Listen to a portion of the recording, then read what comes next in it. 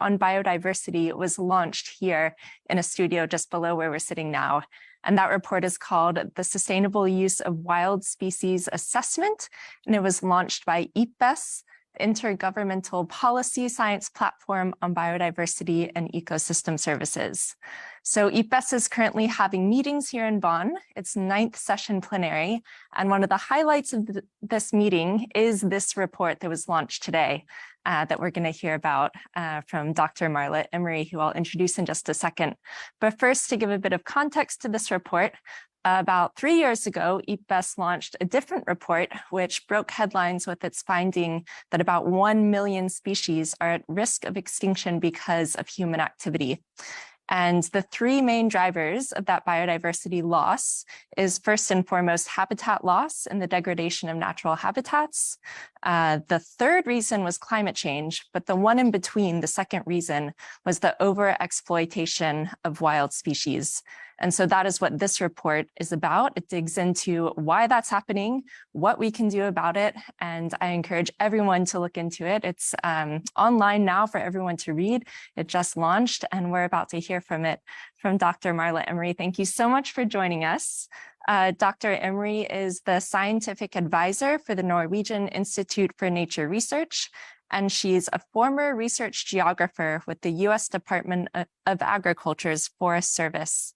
And her work has taken her from Mongolia to Colombia to Scotland, a lot in the U.S. as well, with a focus on forests. And her role in this specific assessment was to co-chair it. She was one of 3 co-chairs. And as part of her duties, she really focused on bringing in Indigenous and local knowledge, bringing that into the limelight of the proceedings. So thank you so much for taking the time. Congratulations on the launch of this incredible report.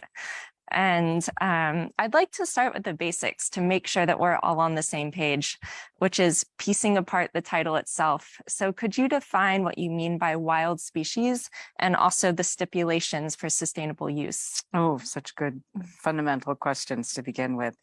So recognizing that there is a very large spectrum between species that have been bred for generations or perhaps are being genetically modified to have specific characteristics that human beings are interested in. We would call them domestic species, and species in which human beings do not modify their environments at all, don't try to breed them at all. There is a wide area. But basically, what we defined as the area of interest for this assessment is species that are not domesticated. And so that is what this assessment looks at, sustainable uses of species that are not domesticated. What is sustainable use? Sustainable use is use that preserves the populations and the genetic structures of wild species, as well as the habitats, the environments in which they occur, while providing benefits through direct use to human beings today and for future generations as well. Thank you. So really looking at that human environmental interface with species. Exactly right. Great. So the report found that 70% of the world's poor is directly dependent on wild species. But wild species also underpin the economies of wealthy nations. Could you give more insight into why everyone should care about this report? Yes. So if you eat your breakfast on a table made from wood, odds are pretty good that that wood came from a forest that could be considered to be a natural forest. I mean, there's a lot of plantation wood out there, but there's also an awful lot of wood from natural forests. So if you're eating your breakfast on that table, then you're making a direct use of a wild species. If you're putting wild blueberries in your muesli while you are having breakfast, again, you're consuming a wild species. If you're using a cosmetic that has actual ambergris in it, for example, you're using a wild species. So really, even in developed nations, we're often using wild species and we're not aware of it. Many cancer treatments are based on wild plants. In addition, we actually do interact directly in our own daily lives more than we know. So for example, as you said, we're sitting here in Bonn, and right now the linden trees have bracts on them. It's a part of the flower, and tea made out of linden flower is very valued. It's something that many of us, including myself, enjoy.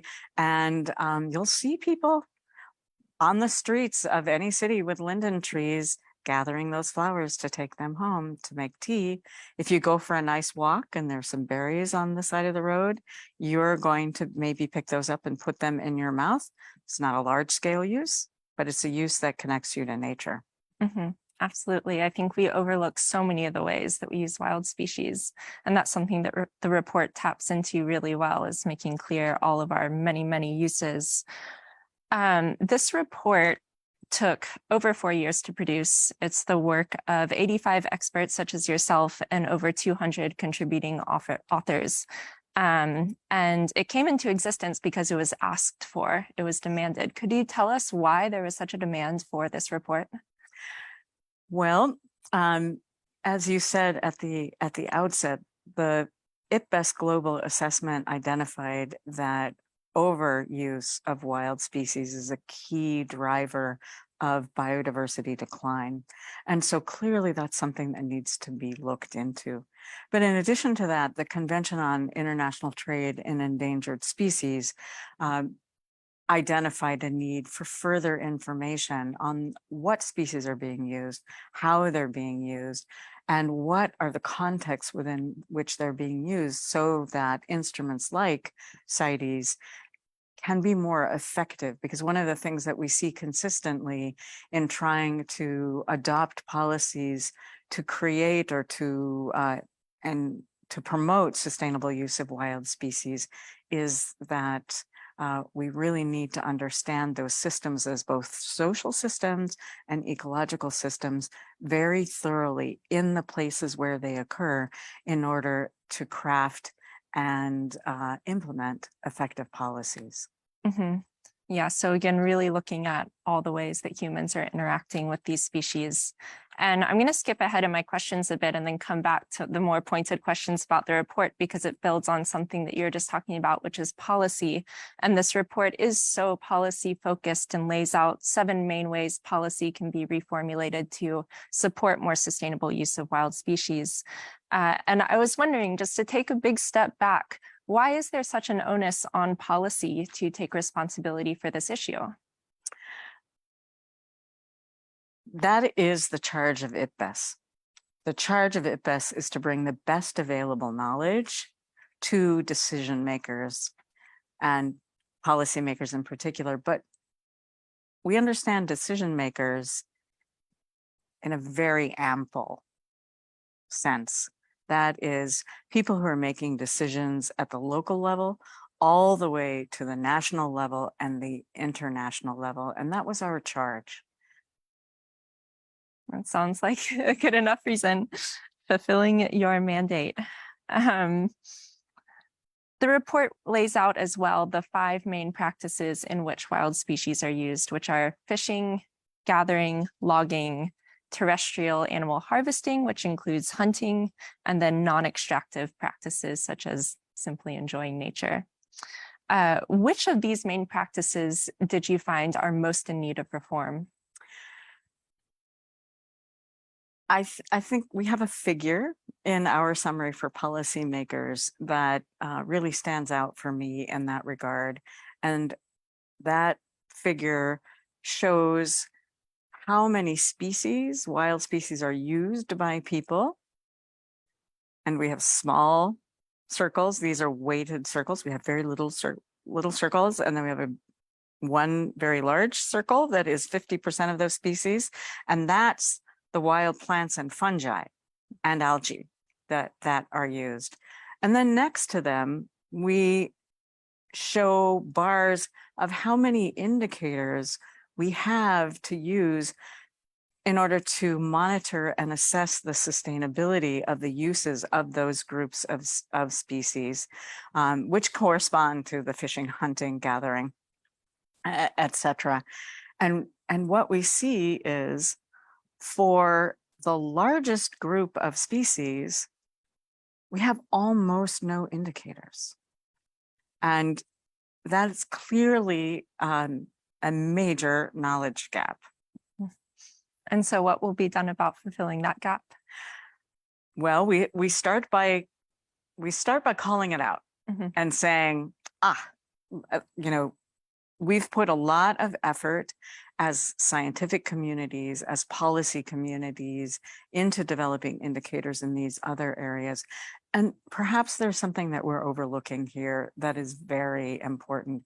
And it's time for us to begin to bring more attention to those groups of species and those groups of uses. And so again, one of the purposes of IPBES is to highlight exactly this kind of thing so that they can be prioritized for future research, for future investment, for policy making, and for information creation. I think one other thing that I would add there, which is a very important finding of this assessment, is although there may not be science, that scientific information about the sustainability of many of those species, about the basic ecology of many of those species, in many cases, there is very rich and detailed indigenous and local knowledge. And where the principle of free, prior, and informed consent is observed, that is where indigenous peoples and local communities are able to make choices about what information they share and how it is used. That is an available source of knowledge from which we could all benefit. So first step is knowing what we don't know, which this report calls attention to, and hopefully some scientists will pick that up and carry that forward. But then what you were saying about going to the indigenous groups and the local groups and gathering what they know, I know that's been a big part of your work and your career, and especially your interaction in the development of this report. And something that you said earlier in the release, the launch of the report just before our conversation now, which I found was so interesting, was how different groups spread out across the globe are using different species perhaps, but having the same challenges. I was wondering if you could give a couple examples of that. Sure. Well, during the press release, the press interview, I talked about migratory species and peoples who have for millennia had very close relationships with migratory species. And in particular, we can think about caribou. And the caribou have territory through which for hundreds to thousands of years they've moved. There are places where they spend their summers and fatten up and have calves, and then places where they spend the winters that are perhaps less harsh. And the health of those caribou herds depends on their being able to make that movement. The survival of calves depends upon their being able to make that movement. And the survival of the communities, the cultures that depend upon those caribou depends on the caribou being able to make that movement. So if there is, say, some sort of infrastructure development introduced in the middle of that migratory pathway that prevents the caribou from making that migration safely or even at all, then it not only has clearly can have a very dire ecological consequence, but a similarly dire cultural context, outcome, social outcome as well. Other examples. Well, I work a lot with indigenous peoples in the Great Lakes region of North America. And a very important species in that region is wild rice. Wild rice is a grass that grows in standing water. It is highly nutritious, has a lower glycemic level, for example, than standard rice, than many other carbohydrates that we can consume, very rich in nutrients, and a staple food for the indigenous peoples of that region, also part of their origin story. Their origin story says that they migrated from east of that location, and that they were told by a spiritual being that they should move west until they got to the place where food grows on water. So when they arrived in a place where wild rice grows, they understood that this was the place that they were supposed to be. They have been relying on wild rice. It's part of ceremonies, and as I said, a staple food.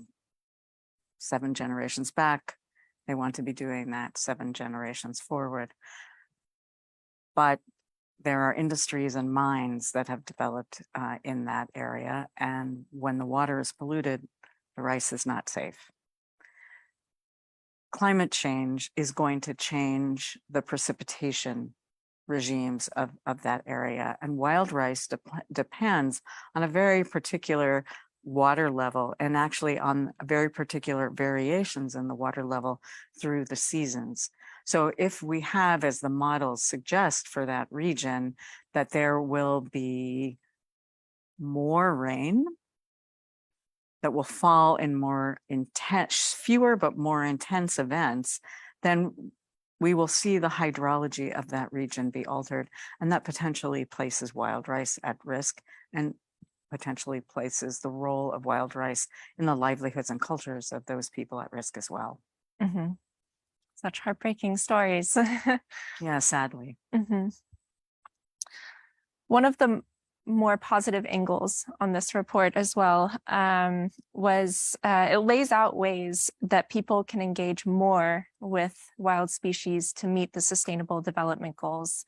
So ways that we can sustainably use wild species to feed ourselves that are different than the ones that we're doing now, for example. But this made a question arise in my mind. How do we engage more with wild species while at the same time doing less harm? Such a good question. I think first, it's important for us to be aware that we are engaging with wild species, to know something about the wild species that we're engaging with. There's no single recipe for the use of all wild species to be sustainable. But what we do know is we need to understand them. We need to understand their life cycles. We need to understand how we can interact with them, when we can interact with them, where we can interact with them in a way that isn't going to damage them, that is going to allow them to continue to be present in the land and to thrive, so that we can similarly thrive in a landscape. So if I could give you an example of the kinds of measures that are common among indigenous peoples and local communities that maybe have a long-term relationship with a species. In the case of the wild, returning to the case of the wild rice, for example, there's deep understanding of the life cycle of the wild rice. If you harvest too soon, you're going to disrupt that life cycle. If you harvest too much, you're going to disrupt that life cycle. So customary harvesting techniques, for example, make sure that a lot of the rice, the seed, falls back into the water so that it reseeds itself. You don't take everything. You make sure that you leave some for other beings, like ducks, for example, who similarly like wild rice.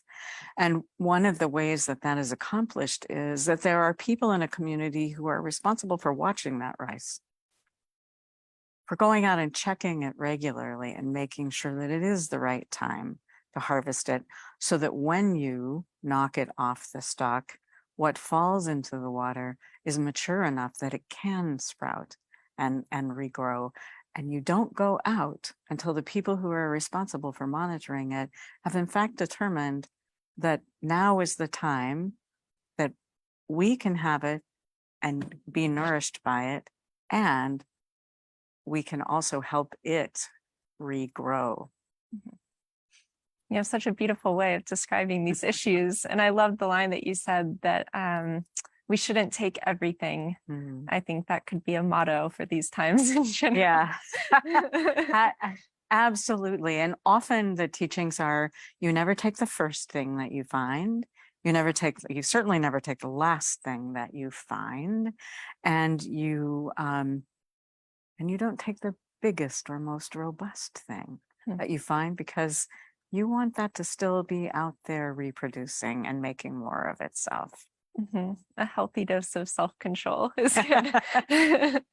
Exactly. And that goes to another point in this assessment, which is we're going to have to exercise self-control in our consumption. Yeah. I definitely want to get to that and the ways that you hope this report is carried forward, especially in conversations later this year. But I just have one more question before we get there, which is again something that I found so interesting, was the gender lens that is cast upon this report and the ways that women harvest differently than men. Men know different things about different species than women. There are different patterns of knowledge and habit on both sides of the gender equation. Could you explain a bit more, what are the opportunities here? How can we leverage this gender difference in relationships with wild species for the better of everyone? So one of the key characteristics of sustainable use systems that we've identified in this assessment is involvement, transparent, participatory involvement of people who use a wild species in the crafting of policies, of management systems. And we see that a lot, but it's not uncommon for such systems to perhaps reach out to frequently the men in a community, and to perhaps not find ways to involve the women in a community. And when that happens, then we are overlooking the uses that are particularly important to women. We're overlooking the wisdom, the knowledge that is resident in women, because they're the people who are harvesting it, processing it, making use of it. So what we really felt it important to state clearly is that when we're designing these kinds of participatory and transparent processes, that we keep gender in mind, and that we make sure that there's nobody that we're missing. And it's also possible for that gender dynamic to be flipped around some things. I think the other thing that's really essential for us with regards to gender is that we not go into a new community with a preconceived notion of which gender does what, because in fact that varies greatly between cultures and between places. When we're thinking about fishing and fisheries, for example, coastal communities very often have clearly defined gender roles for who fishes what kind of fish, what kind of marine animal, who takes it to market, who does the processing. But we don't want to assume that we know that when we enter into a place, which is why another key finding of this assessment is that we need to be looking at the social structures, the social contexts of wild species uses, as much as we're looking at the ecological contexts of them, in order for us to design and promote sustainable use practices. Yeah, super interesting. Now going into where this report should go and how it should be taken forward, there are a number of important conversations coming up later in this year around trade and biodiversity and climate change. There's Panama, there's the climate talks in Egypt, there's finally the Biodiversity Convention happening in Montreal. How do you hope that this report informs the negotiations happening around the world this year? Well, we hope that it does. So clearly there are aspects of this report that are particularly germane to each of those policy processes that you have mentioned. We certainly cannot be prescriptive and tell the CBD, for example, what they should be doing, but there is a great deal of very valuable information here, and the co-chairs and the experts who worked on this assessment will be working very actively to make sure that that opportunity is put right there for people to make easy use of the results from this assessment. You know, we used 6,200 references in this assessment. And without wanting to break my arm patting our collective back for having done this information is not available under one cover anyplace else. This is, there's a lot of outstanding science about individual species, individual places, individual communities, but nowhere else will you find that brought together and analyzed and the patterns identified and synthesized in the way that you will with this assessment. So we sincerely hope that that will make the job of the CBD, of Montreal, easier. Yeah, hopefully. Just some light summer reading for everyone. Yes. And then my last question for you, and you've kind of scattered it through, peppered a couple throughout our conversation, but and people are gonna hopefully go to the headlines and see the numbers and see the main statistics coming out of this report. But what are some of the main messages that mean the most to you?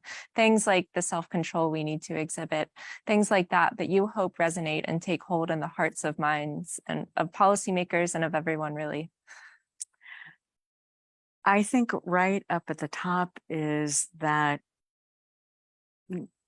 almost half of humanity uses and or benefits from wild species uses. And that's not just something that happens someplace else. That's not something exotic. That's therefore then not something that just somebody over there is responsible for. Wherever you are, you as well benefit. And if you benefit, you have responsibilities. And the responsibilities that you have include taking a look at what those things that tend to lead toward unsustainable outcomes are, and doing your best to not contribute to that, but also, and I think for me, what's really, really deeply important to me is there are sustainable uses out there in the world, and making sure that we support those sustainable uses, that we don't inadvertently do things that make them socially or ecologically unsustainable. For example, that we don't inadvertently criminalize traditional practices that are socially sustainable and ecologically sustainable, and that when we see them, we get inspired by them and we use them as models for how we can make more sustainable use, or how we can make sustainable use more common in the world than it is today. Well, thank you so much for ending on a positive note. It's nice to know that there are places we can look in the world to find inspiration, and maybe it's simply just appreciating the tea that's growing on trees around us as we walk around. But thank you so much, Dr. Emery, for your time. It's been such an immense pleasure to talk to you. Congratulations again to you and your team and all the experts on this report, and to everyone who joined us. Thank you so much for making space in your day for this GLFLive. And we'll see you next time. Thank you.